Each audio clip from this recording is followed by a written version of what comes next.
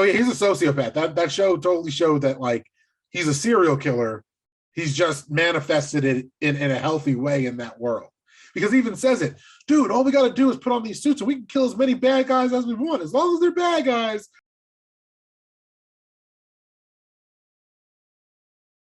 Welcome back, ladies and gentlemen. It's another great day to discuss other people's excellence. I'm the unforgettable one himself, Mr. Brett Carroll. Charles is always daydreaming, and we're two guys that love BSN at work.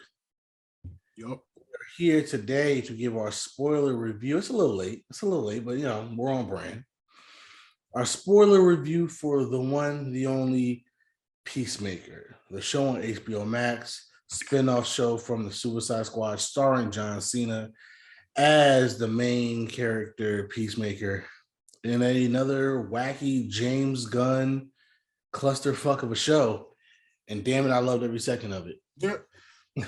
I really liked it. I think it's probably, a lot of my friends said it's the best comic book TV show, like even counting all the Marvel ones.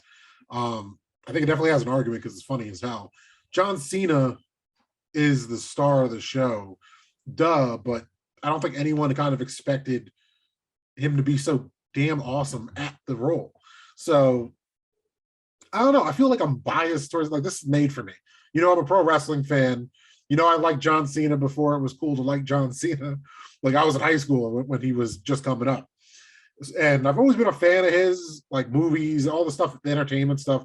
So Peacemaker, I feel like I would have been easy on, even if everyone else didn't like it. The fact that everyone loves it, and I'm the one that's kind of like, don't get me wrong, I really liked it. It's not one of my favorite. It's not like my favorite one out of all the ones that came out since like 2020 or Endgame or something like that. And it's kind of a little bit more harsh, I feel like, since we waited to do this, because we did the Batman. We saw the Batman. So like DC feels different than this property does now. But after the Snyder Cut, after the Suicide Squad, Peacemaker feels like it's in that world.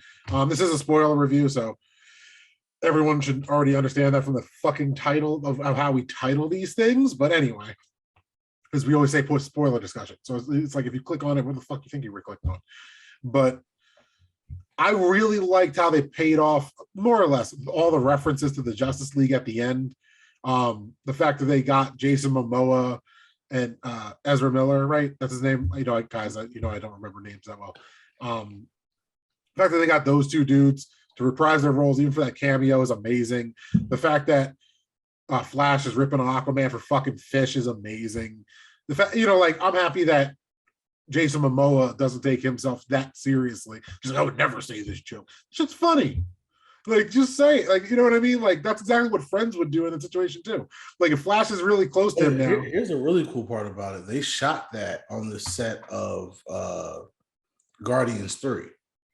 Like, it took, because of COVID and everything, like it was a scene that they were trying to do, but because of COVID and everything, they couldn't really get it done when they wanted to get it done. So James Gunn was already back at Marvel shooting Guardians 3 when they finally got Jason Momoa and Flash, because they were filming their movies.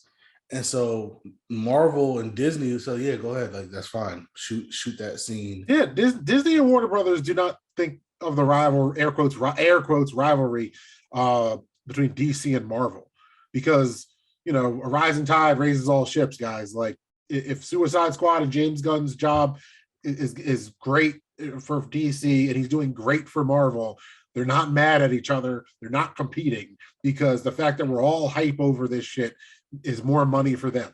Because I really don't know that many people that will only go see Marvel and not go see DC movies. Like, those people are few and far between compared to the regular person that just sees, that looks cool, I'll check it out. You know what I mean? And having John Cena, you don't want to sour the genre, right? If nobody can do it right, you know what I mean? Like, that puts all the pressure on Marvel to always have a gem, because the moment they start falling off, then people just won't watch those movies anymore. And they want to keep creating those movies so they make millions and millions and millions of dollars. They print money. So it makes sense that they're working together. Here's why I love Peacemaker. To be honest, when I first heard about the show, I was like, how is this going to work? When I watched the Suicide Squad, as much as I like the Suicide Squad, I said, how is this going to work?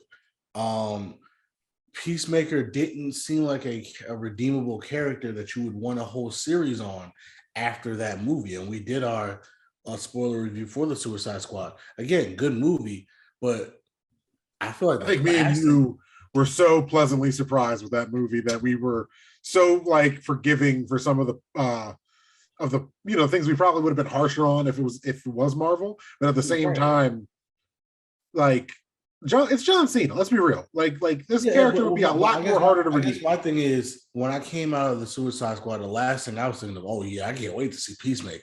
You know what I mean? Like, matter of fact, I was like, how are they going to do this? And I'll give them credit. And then even the trailers to me, I was like, this looks corny. This looks really weird. This looks cringy. And guess what? It was all of those. It was all those things, but yet it was so freaking good. And I think the smartest thing they did was release the first 2 episodes first, right? Because after the first 2 episodes, you were hooked. I don't think any of the trailers look cringy, but then again, I kind of get John Cena's comedy, and if you because once you realize he's not like how the Rock was when he first started, or how Hogan always was. Like those are the two biggest, Hollywood crossovers that most casuals know. So when they heard that John Cena's doing stuff, they kind of ignored the fact that he went to comedy.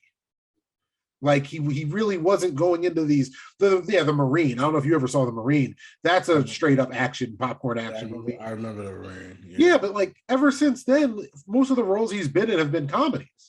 Yeah. So it's just funny to me when people are like, "What the hell is this going to be?" I never expected it to be overly serious. So many people got the Snyder cut in their mouth, like the taste of the Snyder cut in their mouth. They just think everything's going to be super serious. So when they saw Peacemaker, they're like, they're really going to redeem this white nationalist, yada yada yada. No, they're not. They made jokes about it, like how he's not like his dad, and I like how they made his dad a real comic book character in a glorified Klansman. You know what I mean? And that's a big part of his character. And like he's not running from it. It's like a demon of his. It literally ends with a question mark on his sanity because he killed his dad. So I really liked it. It has no business being this good. As a DC comic book fan, like a reader of the comic books, Peacemaker didn't deserve his own show, and it didn't deserve to be this good. But like John Cena is a little bit too old to be any of the major characters, and he's too recognizable to be some of the major characters. Like he would have been a perfect what's his name, Soldier Boy for the boys, like a character that's supposed to resemble an off-brand Captain America, not Captain America. And that's what like I think he would thrive at, and which is pretty much what Peacemaker is. It's the DC version of a renegade Captain America. I like the references to Batman and how people are like, "You're not a hero. Batman's a hero. Batman's a pussy." Like I can't believe the nerdy jokes they got away with. Like, oh, my priority's been all fucked up since I had a couple missions with Matter Eater Lad. Matter Eater Lad? Don't get distracted. That's not the important part of the story. Batmite, like all these so crazy. James Gunn loves the most ridiculous comic books. That's all this is proven between Guardians of the Galaxy and Suicide Squad. Dude likes to embrace the ridiculousness when it comes to these comic books. Yes, Sasha. Like, yeah, and it was really good, man. It was funny. It was heartwarming. I think John Cena played, acted his ass off as Peacemaker. Vigilante to me stole the show. Vigilante's our favorite character. Let's just be me and you. That's our favorite character. From the first day we met him, it was like, oh, this guy's different. No, he grabbed the hearts of every black nerd everywhere when he was like, "Oh, we're not going to kill the racists. What does that make us? Yeah. What do you mean? No, answer the question. If we're okay with the racists, what does that make us?" And this motherfucker really, that scene of him going to the courtyard with all the cops, dragging the trash can in front of them, and then just and then he walks in there, and that's my favorite scene. We just watched it before we started recording again because I haven't watched it in weeks. But when he's in the prison insulting the white supremacists, that's one of my favorite scenes of any comic book, anything that's ever been written. Let's all go around in a circle and say, well, we appreciate black people for contributing to American culture. I'll go first. Rock and roll. Yo, because all you sister fucking tiki torching holding motherfuckers, yo. Oh, it's That was great. This is such a great show. that was one of the best scenes in television. I'm sorry. That like Who the oh, you hell want are to go you? first? Oh, you're first. Like, Oh man. yo. And at the time, because here's another thing about that scene. At the time, because of who he is, we still don't know how that scene is going to go. Oh, If you yeah. think about it. He can get his ass kicked because there is a part of this where like they think they're better than what they really are. There's still an aspect of that in this show. So at the time we're like, yo, that's awesome that you're like, bigging up black people, but like we don't know if you're gonna get No, your not ass only is he kicked. bigging up black people, he was going in there with the complete intent to murder a bunch of racists. And Yeah, his way to get them to attack him first. So right, legally he's defending himself. right. Like that's what the T-1000 catches. He insults him again. He's like, wait a second. I know what you're trying. Like, he was about to attack him, and he was like, "Oh, no, I'm not doing that." Like, I thought that was a really good part of the scene that the big evil boss immediately recognized, like, "Oh, you're trying to actually kill me." Like, Right. That was awesome. That was all. And then when he does kick their ass, like you made a good point off air. Like it is incredible. Like okay, yeah, he can fight. It's not just the suit. It's not just anything else. Like he can actually fight.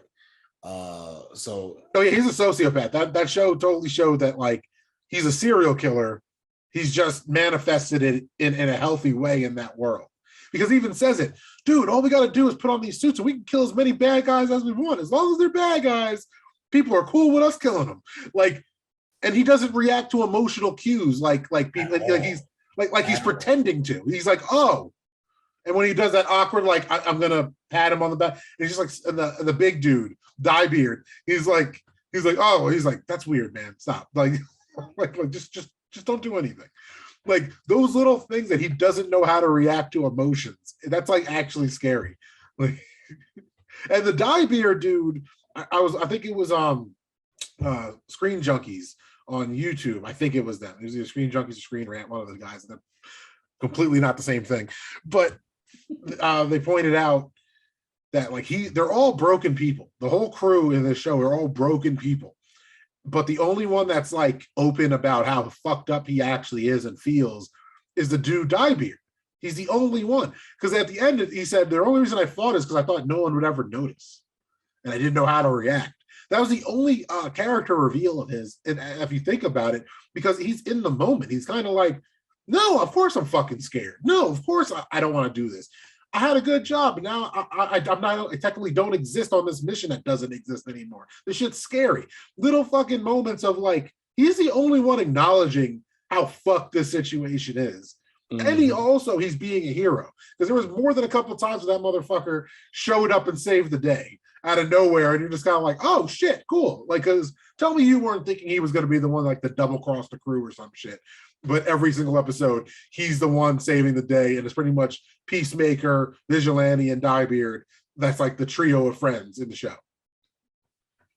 It's good. Like it's a good show, man. It's a good show when you like the side characters, not just the main character. Oh, everybody in that show was like likable. Everybody in that show was somebody that you rooted for. Again, even the themes of it all, even the whole thing about the butterflies, like, is it right to take over people's minds in order to save the planet, right? In their minds, they were doing the right thing. They're like, listen, we've been through this on our planet. We're trying to stop y'all from doing this on yours. You know what I mean? Like that's huge. Fucking judo master. Sorry, I looked at the cast and it was like one of those things where it's like, what a random character. Like he wasn't as big of a character as we thought he was going to be in season one. And then like later in the season, mind you, it's only like what, like 6-7 episodes. It's really not that long of a show. Yeah, I think it's 8 episodes. Yeah. 8 episodes. Oh yeah, because the first 2 were one shot. But judo master's all tied up and you completely forget about him. Then walk in the room and they just look at the couch and like, where the fuck is judo master? and they all just like were like, oh, wait. Oh fuck, where is he? Like he escaped and no one noticed. And then he fucks up those dudes at the 7-Eleven.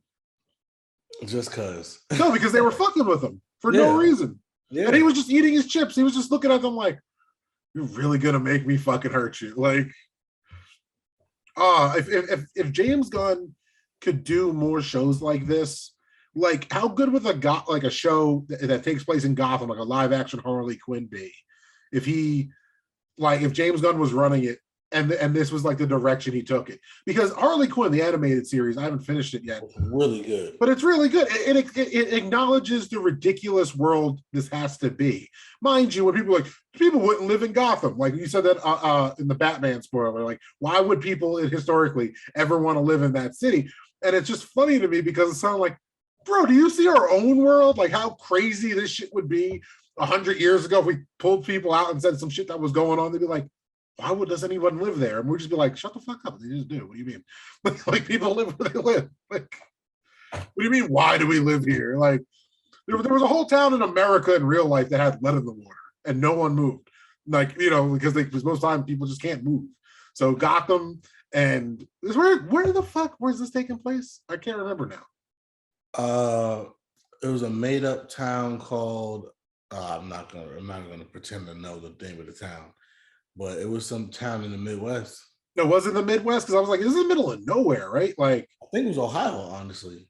I think it was some town in the middle of Ohio. Yeah, it doesn't say it. Yeah, we had Jersey. We had the WandaVision show. That was us. Because that's the problem with a lot of these shows. You're like, is that the state I live in? Oh no, like 40 states look like this. Yeah, it's that was funny. I mean, Peacemaker did a great job of just exposing how ridiculous all this stuff is and how ridiculous we are, right? Because we're rooting for them and they're just going around killing people. And it was one of those things, like even the fact that he was fighting his demons on killing people, but notice he never had a problem killing the moths. Bang, bang, bang, bang, bang. He saved the queen because that was his friend. He befriended the friend moth, but all the other moths, bang, bang, bang, bang, bang, without even thinking butterflies, not. I mean, the butterflies. Yes, butterflies. He killed all of them without it being a problem.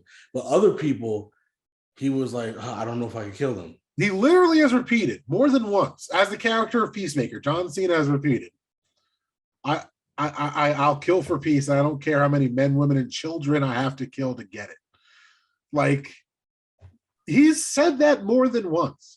So again, when people are like, oh, they're redeeming him, I don't think you're watching this show in the right context. It's not like he's not a millionaire. He's not a hero. People don't even like him because people that recognize him are like, you're not a fucking hero. Like, they all say it to him. And that's where his depression comes from. Because you see how fucked up he was raised. Like, that was the whole point, that this dude was raised to be a villain. His dad is disappointed because he's not like this super white supremacy soldier.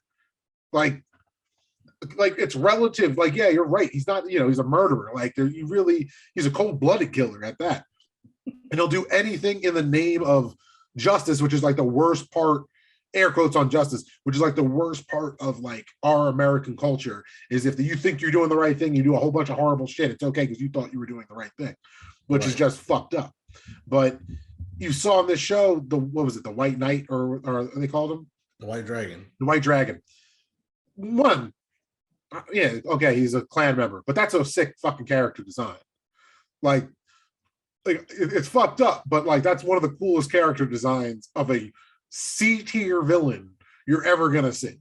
So I think it's fucking awesome that that what's his face brought that shit to life. Yeah. And Peacemaker, I hope they keep doing this, man, because Amanda Wallard's. Well, season two's already been confirmed, so that's good. The chick, Amanda Wallard's daughter, the one that's Tasty from Orange Is the New Black. Yep, she was great. She's just. I wonder if it's like her behind the scenes saying, "Hey, do it like this," or she's just typecast as a lesbian now. Like, I guess you needed a significant other, and hey, when you have your fans, and putting representation in doesn't fucking bother me none. But I'm just thinking to myself, I'm just like, is she like the anti-Queen Latifah? Like, you're just gonna always be gay no matter what now? Because I was like Queen Latifah. She started off in the fucking movie. That set it off. Set it off, yeah, and set it off. She was gay and set it off, but then she like fought against it, and she's like, because she didn't want to get typecast as that type of role. So I just think it's funny because, like, if you think about it, if you watch it out of order, Tasty could be a Wallard's kid just in prison doing some shit for her. So it's just funny to me, you know what I mean? Like the because like you're in the same realm when it comes to like broad definitions of prison, law enforcement, criminal justice themes, yada yada yada. She can't really escape it. And then she has a wife. And I'm just like, you had a wife on Orange? She wasn't really her wife, it was her best friend. But if you watch the show, prison, same difference. Like yeah, man. It was one of those things where Peacemaker, I think, was a cultural hit. I really can't wait for the second one, for the second season, I should say. It's definitely weird how popular that show was. Apparently, that was like, I'm saying this from reading it. I don't remember if it's even true now because you know how people just make shit up and share it. But I think that's one of the biggest drivers to HBO Max was this show. It was their biggest show, which is fucking crazy because I think the most successful movie, not counting Batman when it drops on HBO Max in like another 15 days or whatever, or no, 3 weeks. I think it's 3 weeks. But like nothing was this successful. I think Mortal Kombat was the most successful HBO Max release under the thing that was also a theater movie. So seeing that this is like the first one that helped drive up the subs, good, man. But that's how good it was, though. Yeah, no, I'm happy, man. I like it. Me and you have been some of the only people from like the second HBO Max dropped. I think me and you had it. Like we had it before a lot of people, and me and you just kind of immediately was like, oh yeah, this shit's dope because it was kind of for us. Right. Like, it had all the DC cartoons. Mm-hmm. It has all the DC movies, and then it's HBO, and then like they also had all these black movies that were just have been targeted at us if they came out in theaters, like Judas and the Black Messiah. So I just think it's funny that me and you have had HBO Max now for what, 2 years? Yeah, it came out in 2020, right? So it's going on 2 years, and me and you are just kind of like, keep giving us the good shit. So, and it's weird that people have just discovered that in the last 2 months, that HBO Max is kind of decent. But that's what you want. You want to keep building your brand. You want to keep becoming a bigger and bigger platform. So, you know, and that's how good Peacemaker was. That people were like, and it's not only was it good, it's different. You know what I mean? Like in an era where there's so much content that you can watch, so much shows, and everybody said, oh, there's nothing original in Hollywood anymore, and blah, blah, blah, blah. Peacemaker was different. It wasn't just good, it was different. It was different because it was finally a DC property, right? It was one of the two major Marvel or DC type of IPs. Because let's be real, me and you really like it.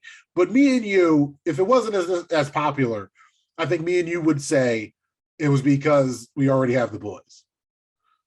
Like, it's very much like The Boys. Well, The Boys, I think, is a little more serious. This is straight. It's a mixture, right? Because The Boys also points out the ridiculousness of superheroes in different ways.